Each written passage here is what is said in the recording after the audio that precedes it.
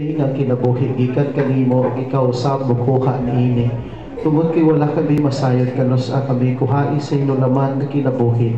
Wala kami mahimo gawa sa pagpasalamat gawa sa pagdahig kanimo kay mo kami gihatagan niini maong kinabuhi ug ipaambit sa mga grasya sa miaging mga katuigan.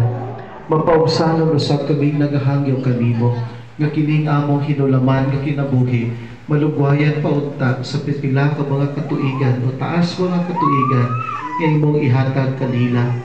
Ginoo, maghinaot kami nga ang imong gugma kaluoy magtagat niining among mga pag-ampo.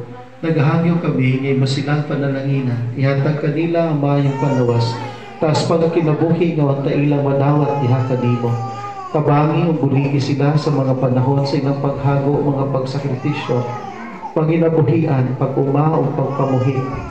Makaani unta sila kanunay sa mga bunga sa ilang paghago o gingon man usab, makahadod kanila sa pagkamagihatagon ngadto sa nanginahanglan.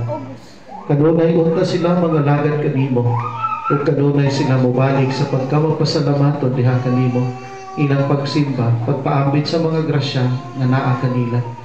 Pagmalipayon unta sila kaliwala sa daghang mga pagsulay kini mga bata, mga batan-on makakabot unta sa ilang pangandoy sa kinabuhi subay sa imong kabubuton.